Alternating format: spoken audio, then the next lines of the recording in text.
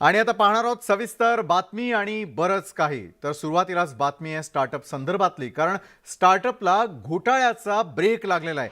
सरकारची फसवणूक करणाऱ्याचा उद्योग आणि घोटाळे बाजारांवरती कधी आता कारवाई होणार हा प्रश्न उपस्थित होतोय. कारण सरकार सवलती देत असल्यानं नवे उद्योजक स्टार्टअप सुरू करतात, मात्र त्यात घोटाळा सुरू असल्याचं उघड झालेलं आहे. स्टार्टअपसाठी विजेमध्ये सवलत घेऊन जुना उद्योग नव्या स्टार्टअप सोबत जोडला जातोय.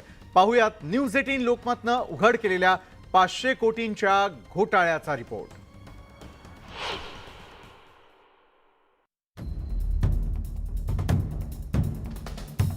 स्टार्टअपला घोटाळ्याचा ब्रेक.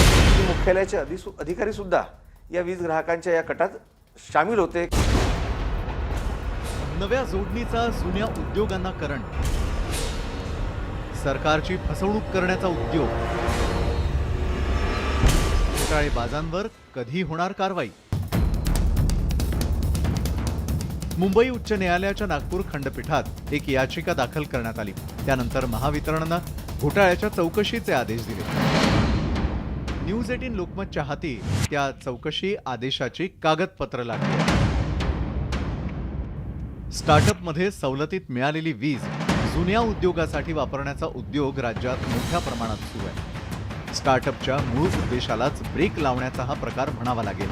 विदर्भ, मराठवाडा, उत्तर महाराष्ट्रातल्या डी आणि D1 क्षेत्रातील उद्योजकांना चालना देण्यासाठी वीज दरात सवलत देण्यात आली होती. उद्योजकांना प्रति युनिट 75 पैशांची सूट देण्याचा निर्णय राज्य सरकारनं घेतला होता.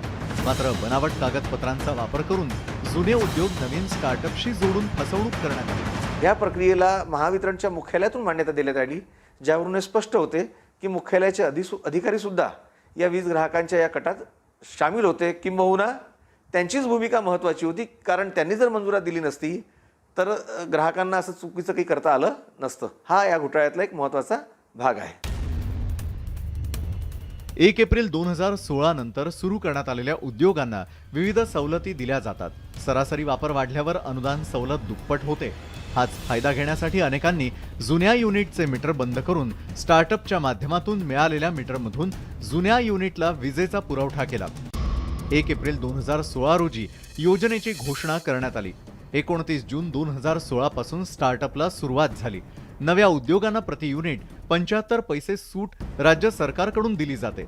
राज्य सरकार महावितरणला 75 पैसे प्रति युनिटचे पैसे जमा करतं. 30 मार्च 2020 रोजी योजनेत सुधारणा करण्यात आली. सरासरी वापर 10,000 kV पेक्षा जास्त असलेल्या उद्योजकांना इन्क्रिमेंटल कंपन्शन 75 पैसे प्रति युनिटनं वाढवण्यात आलं. मागील 3 वर्षात नवीन स्टार्टअपला जुने उद्योग जोडून उद्योजकांनी वीज सवलतीचा लाभ घेऊन महावितरणची 500 कोटींना फसवणूक केली आहे. तत्कालीन महाविकास आघाडी सरकारनं भ्रष्टाचाराला खतपाणी घातल्याचा आरोप भाजपनं केलाय. महाविकास आघाडी सरकार आल्यानंतर केवळ जे लोक येऊन भेटतील त्यांच्या सबसिडी द्यायच्या आणि जे लोक भेटणार नाही त्यांना द्यायच्याच नाही. आणि मग यातनं फ्रॉड निर्माण झाले, यातनं काही दलाल निर्माण झाले आणि त्यांनी मोठ्या प्रमाणावर या सबसिडीचा वारेनारे केले. महावितरण आणि सरकारच्या योजनांचा फायदा नवा स्टार्टअप सुरू करणाऱ्यांना होत नाही. मात्र घोटाळेबाज यात मलिदा खात आहेत. त्यामुळे त्यांच्यावर कठोर कारवाईची गरज आहे. तुषार कोहळे, न्यूज 18 लोकमत, नागपूर. बरं, कोणतंही वाहन चालवताना मोबाईलवरती बोलणं हे बेकायदेशीरच आहे आणि यामुळे आपण स्वतःचा सोबत इतरांचाही जीव धोक्यात घालतो. आधी या नियमभंगाला जुजबी दंड होता. आता मात्र जो दंड लावण्यात आलेला आहे त्याला दंड म्हणावं की जिझिया कर, असा सवाल उपस्थित होतोय.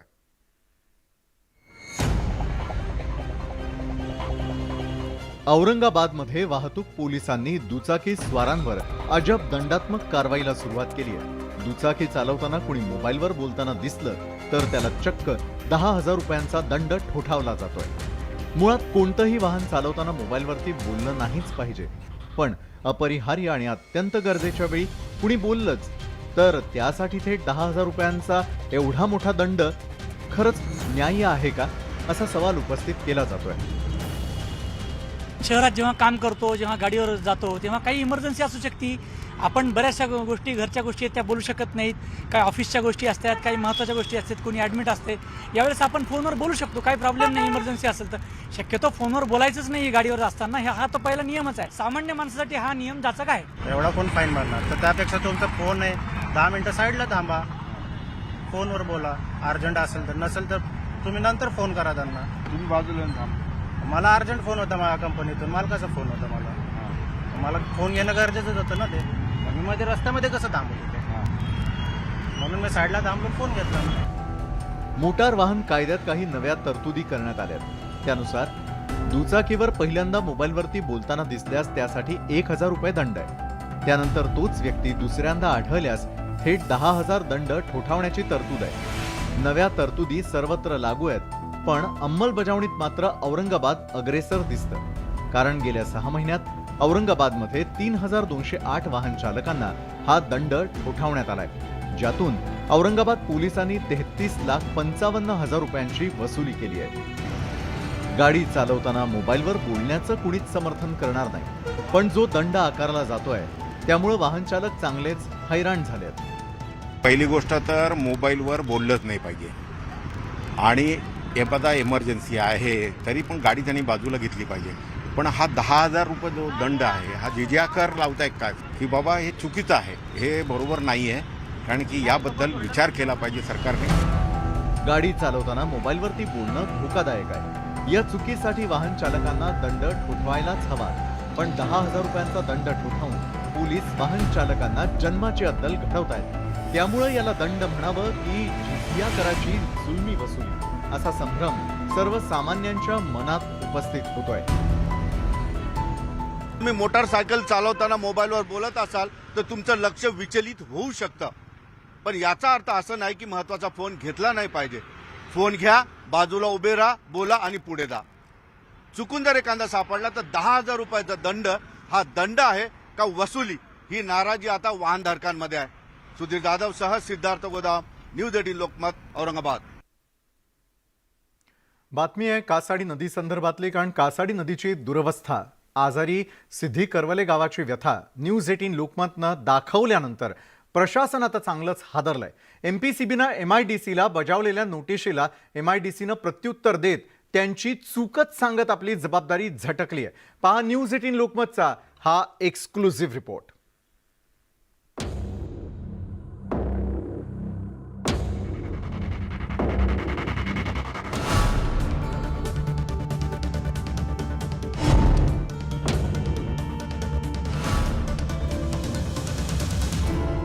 प्रदूषण पसरवणाऱ्या कंपन्यांवर नेमकी कोणी आणि कोणती कारवाई करायची यावरनं एमपीसीबी आणि एमआयडीसी या राज्य सरकारच्याच 2 विभागांमध्ये जोरदार झुंपलेली आहे. दोन्ही विभागांना एकमेकांना नोटिसा दिलेल्या आहेत. मात्र एक मुद्दा अगदी स्पष्ट होतोय की यातलं नेमकं खरं कोण. जर एमपीसीबीनं दिलेली नोटीस खरी असेल तर एमआयडीसीवरती कारवाई व्हायला हवी, आणि एमआयडीसीच्या म्हणण्यानुसार जर त्यांची काहीच चूक नसेल तर एमपीसीबीने दिलेली नोटीस म्हणजे फक्त कागदी कारवाई आहे का, हा प्रश्न सुद्धा उपस्थित होतोय.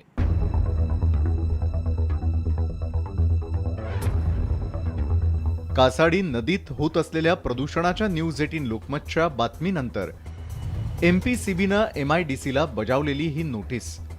या नोटिशीत एमपीसीबीनं स्पष्ट उल्लेख केलाय की ह्युंदाई कंपनीजवळ असलेल्या चेंबूरमधून केमिकलयुक्त पाणी कासाडी नदीत मिसळून नदी प्रदूषित होतीये. त्यामुळं पर्यावरणाचं मोठ्या प्रमाणात नुकसान होत आहे. त्वरित योग्य ती कारवाई करून प्रदूषण रोखावं. मात्र यानंतर कारवाई करण्याऐवजी एमआयडीसीनं एमपीसीबीला प्रत्युत्तर देत आपली जबाबदारी झटकण्याचा प्रयत्न केलाय. कोणत्याही कंपनीच्या ड्रेनेज किंवा चेंबरमधून दूषित पाणी कासाडी नदीत मिसळत नसून शेवाळामध्ये ते काळं दिसत असल्याचा जावई शोध एमआयडीसीच्या अधिकाऱ्यांनी लावला.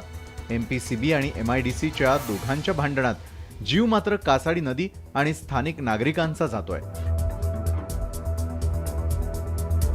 एमपीसीबी आणि एमआयडीसीच्या या भांडणात काही प्रश्न नक्कीच उपस्थित होत आहेत. एमपीसीबीच्या नोटिशीनंतर एमआयडीसीनं पत्राचं उत्तर का दिलं? पाहणीच्या वेळी एमआयडीसीचे अधिकारी उपस्थित होते, मग त्यांनी तेव्हाच आक्षेप का नाही नोंदवला? नाल्यातल्या शेवाळामध्ये पाणी काळं दिसतं, हा MIDCचा दावा MPCBला मान्य आहे का? प्रदूषण करणाऱ्यांविरोधात गुन्हे दाखल करण्याची तरतूद असतानाही MPCB गप्प का? Company plus MIDC is liable for action. या संदर्भात न्यूज 18 लोकमतनं MPCBचे सदस्य सचिव अशोक शिनगारे यांच्याशी संपर्क साधला. त्यांनी न्यूज 18 लोकमतनं उपस्थित केलेल्या सर्व प्रश्नांची दखल घेतली असून चौकशी करून दोषींवर योग्य ती कारवाई करणार असल्याची माहिती दिली. तळोजा औद्योगिक परिसरातील काही कंपन्यांच्या संदर्भामध्ये आपण उपस्थित केलेल्या मुद्द्याच्या अनुषंगानं, तसेच कासारडी नदीच्या प्रदूषणाच्या अनुषंगाने आणि MIDC MPCB या संदर्भात जे मुद्दे चर्चेमध्ये आले त्या मुद्द्याच्या अनुषंगानं सविस्तर माहिती घेऊन मी निश्चितपणानं आपल्याला सविस्तरपणाने त्याच्या संदर्भातलं निवेदन करीन.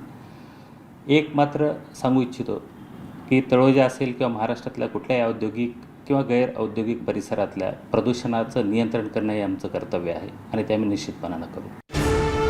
Prevention and control of pollution act 1974च्या नुसार दोषी व्यक्तींवरती गुन्हे दाखल करण्याचे अधिकार महाराष्ट्र प्रदूषण नियंत्रण मंडळाला आहेत. मात्र अद्यापही MPCB ठोस कारवाईची भूमिका घेताना दिसत नाहीये.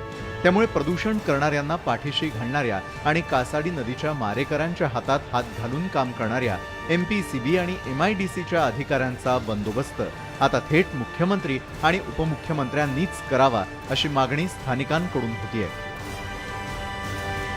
जेव्हा कुंपणात शेत खाऊ लागतं तेव्हा काय होतं याचा पुरेपूर अनुभव सध्या तरी कासाडी नदीतल्या प्रदूषणावरनं येऊ लागलेला आहे.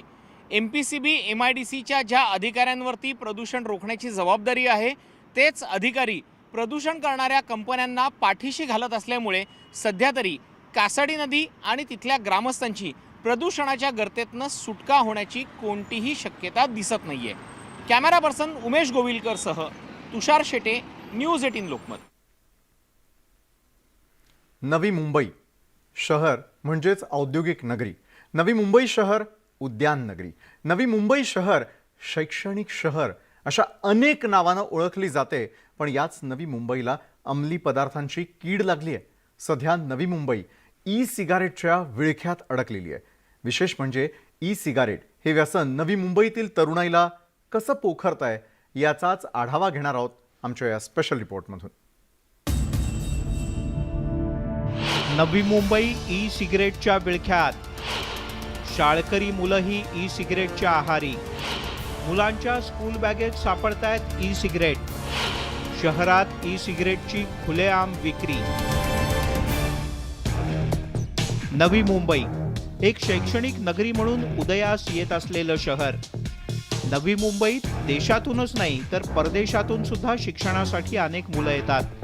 पण सध्या याच शैक्षणिक नगरीतील विद्यार्थी सिगरेट म्हणजे इलेक्ट्रिक सिगरेटच्या विळख्यात सापडत चालल्याचं समोर आलंय.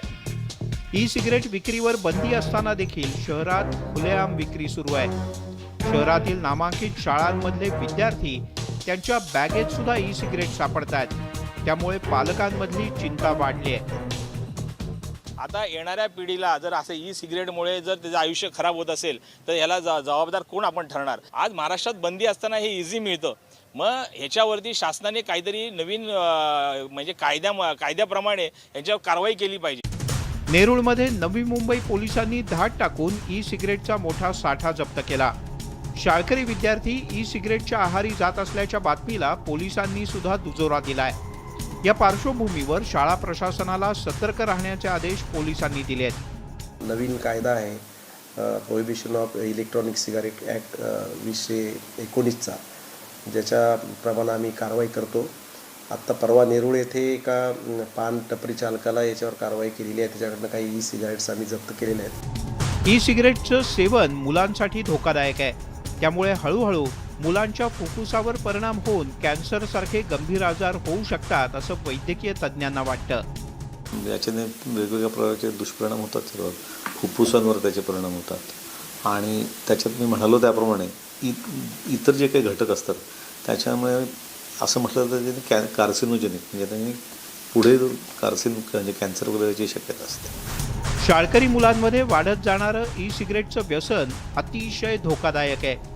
पुस्तकं आणि वह्यांसोबतच आता काही विद्यार्थ्यांच्या बॅगांमध्ये सिगरेट सुद्धा सापडत असल्यानं पालकांसह शाळा प्रशासनानं सतर्क होण्याची गरज आहे. हे आहे ई सिगरेट, परंतु दिसायला हे पेनड्राईव्ह सारखं आहे. याची मूळ किंमत 150 रुपये आहे, परंतु काळ्या बाजारामध्ये 800 ते 1000 रुपयामध्ये सहज उपलब्ध होते. हे सिगरेट प्यायल्यानंतर मुलं 3 तास नशेमध्ये असतात आणि हा सिगरेट प्यायल्यानंतर मुलांच्या तोंडाला वास देखील येत नाही. याचाच फायदा हे शाळकर मुलं घेताना दिसत आहेत. याचमुळे शहरांमध्ये ई सिगरेट पिणाऱ्यांची साखळी आता वाढत चालली आहे आणि हीच खरी शहरासमोर चिंतेची बाब ठरली आहे. व्हिडिओ जर्नलिस्ट अनीस बाबरसह विनय मात्रे, न्यूज 18 लोकमत, नवी मुंबई. पुण्याच्या राजकीय वर्तुळामध्ये अनिश्चिततेचा धुरळा उडालाय. त्याला कारण ठरलं ते शिंदे सरकारनं घेतलेला 4 सदस्यांच्या प्रभाग करण्याचा निर्णय.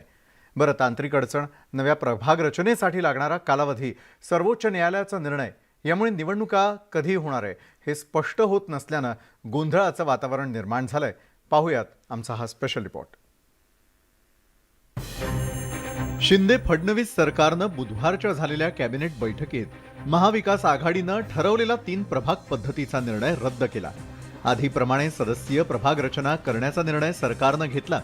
याआधी 2017 मध्ये 4 सदस्यीय पद्धतीनंच निवडणुका झाल्या होत्या. त्यावेळी पुणे महापालिकेतील राष्ट्रवादीच्या 15 वर्षाच्या सत्तेला सुरुंग लावत भाजपनं एक हाती सत्ता मिळवली. 4 सदस्यीय प्रभागात मतदार संख्या वाढते. जास्त मतदारांसमोर जाताना भाजपला केंद्रातल्या आणि राज्यातल्या सत्तेचा फायदा होतो. सत्तेमुळे पक्षाचं चिन्ह पोहोचवणं सोपं जातं आणि भाजपच्या विजयाचा मार्ग सुकर होतो. प्रत्येक प्रभागामध्ये आरक्षित एक जागा आणि अन्य सर्व घटकांना निवडणूक लढवण्यासाठी न्याय मिळतो आणि दुसरं सर्वाधिक मतदारसंख्या असल्यामुळे भाजपला केंद्र व राज्यातील अनुकूलतेचा स्थानिक पातळीवरती लाभ घेता येतो. भाजपला 4 सदस्यीय प्रभागाचा कसा फायदा झाला त्याचं उदाहरण पाहूयात.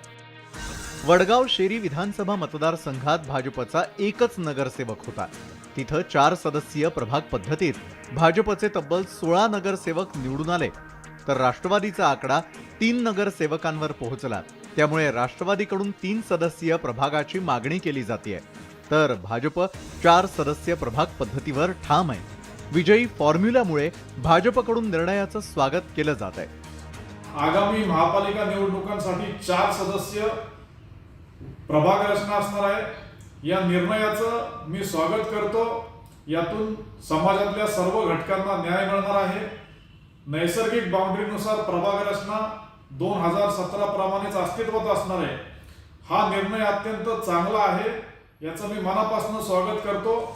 राष्ट्रवादी काँग्रेसनं सरकारच्या निर्णयाविरोधात न्यायालयात दाद मागणार असल्याचं सांगितलं.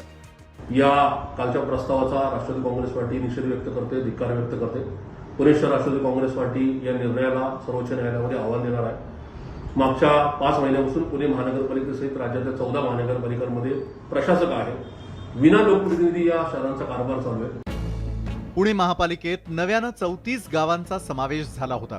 त्यामुळं प्रभाग रचनेची प्रक्रिया पुन्हा पूर्ण करावी लागणार आहे. त्यात हरकती, सूचना यासह तांत्रिक प्रक्रिया पूर्ण करण्यासाठी किमान 5 महिन्यांचा कालावधी लागू शकतो. 4 सदस्यीय प्रभाग पद्धतीच्या अंमलबजावणीत सर्वात मोठी तांत्रिक अडचण म्हणजे ओबीसी आरक्षणाचा निकाल देताना सुप्रीम कोर्टानं निवडणूक आयोगाला 15 दिवसात निवडणुकीचा कार्यक्रम घोषित करण्याचे आदेश दिले होते. त्याची मुदत 8 ऑगस्ट रोजी संपतीये. त्यामुळे निवडणूक आयोग काय करणार हा प्रश्नही अनुत्तरितच आहे.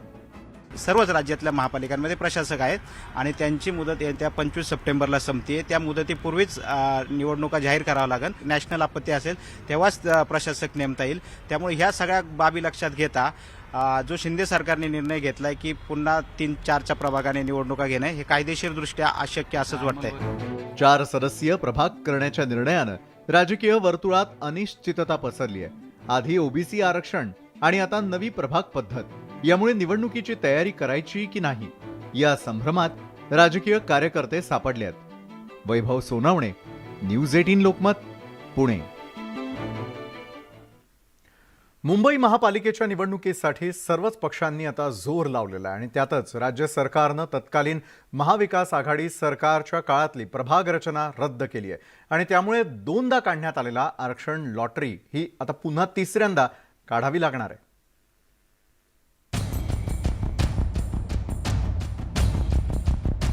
महाविकास आघाडी सरकारने घेतलेले निर्णय स्थगित करण्याचा सपाटाच मुख्यमंत्री एकनाथ शिंदे आणि उपमुख्यमंत्री देवेंद्र फडणवीसांनी लगावलाय. आता स्थानिक स्वराज्य संस्थांच्या बदललेल्या प्रभाग रचना रद्द करण्यात आल्यात. त्यामुळे या निवडणुकांसाठी इच्छुक असलेल्या उमेदवारांचा जीव पुन्हा एकदा टांगणीला लागलाय. तर दुसरीकडे महाविकास आघाडीतील दुफळी या निमित्ताने उघड झाली आहे. शिवसेनेनं मुंबई महापालिकेत स्वतःच्या फायद्याची प्रभाग रचना केल्याचा आरोप काँग्रेसनं केलाय. केवळ एका पक्षाच्या फायद्यासाठी वॉर्डमध्ये फेरफार करणे हे अनैतिक आणि घटनेच्या विरोधात आहे. आम्ही आज देवेंद्रजींना भेटलो आणि मुंबईच्या नवीन वॉर्डचा सीमा रद्द कराव्या हीच आमची मागणी आहे. मंत्रिमंडळानं घेतलेल्या निर्णयाच्या विरोधात शिवसेना कोर्टाचं दार ठोठावणार आहे. मुंबई हायकोर्टानं महाविकास आघाडीच्या कार्यकाळातल्या प्रभाग रचनेच्या बाजूनं निर्णय दिला. याची आठवण खासदार अरविंद सावंत यांनी करून दिली आहे. तर आगामी निवडणुकीत शिंदे गटाला त्यांची जागा दिसेल असा टोला विनायक राऊतांनी लगावलाय. तेव्हा तुम्हीच केलं होतं ना म्हणून, ते योग्य नव्हतं, ते सुधारलं. आता त्याला या विषयावर सुद्धा 236 केल्यानंतर जो कोर्टात गेले होते, माननीय उच्च न्यायालयाने ते निकाली काढलं होतं. 236ला मान्यता दिली उच्च न्यायालयानं. उच्च न्यायालयाने मान्यता दिल्यानंतर पुन्हा हे निर्णय फिरवत असतील तर निश्चितपणे पुन्हा कोर्टात जाऊन त्याच्यावरचा निर्णय घेता येईल. भाजपा आमदार प्रवीण दरेकर यांनी राज्य सरकारच्या निर्णयाचं स्वागत केलंय. नव्या प्रभाग रचनेचा फायदा सर्वांना होईल असा विश्वासही दरेकरांनी व्यक्त केला. सर्वांनाच या पुनर्रचनेसंदर्भात संशय होता आणि म्हणून पारदर्शकपणे असणारे वॉर्ड अस्तित्वात ठेवा आणि 4ची जी मागणी होती त्याप्रमाणे त्या ठिकाणी जनतेच्या मताचा आदर किंवा मागणीचा आदर करण्याचं काम या शिंदे फडणवीस सरकारने केलेलं दिसतंय. मुख्यमंत्री एकनाथ शिंदेच्या निर्णयामुळे आता जुन्याच रचनेप्रमाणे वॉर्ड आणि प्रभाग रचना असेल. पण आरक्षण सोडत पुन्हा एकदा काढावी लागेल. यापूर्वी 2दा ही प्रक्रिया करण्यात आली होती आणि आता 3ऱ्यांदा ही कवायत करावी लागणार आहे. या सगळ्या बदलांवर सुप्रीम कोर्ट काय व्यक्त होणार आहे हे सुद्धा बघणं महत्वाचं आहे. व्हिडिओ जर्नलिस्ट अरुण पेडणेकरसह प्रणाली कापसे, न्यूज 18 लोकमत, मुंबई. तर या होत्या आज संपूर्ण दिवसभरात आत्तापर्यंत घडलेल्या अतिशय महत्त्वाच्या बातम्या आणि त्या अनुषंगानं घडलेलं बरंच काही. तर आजच्या बातमी आणि बरंच काही मध्ये वेळ झाली. इथंच थांबण्याची. ताज्या बातम्यांसाठी पाहायला विसरू नका न्यूज 18 लोकमत.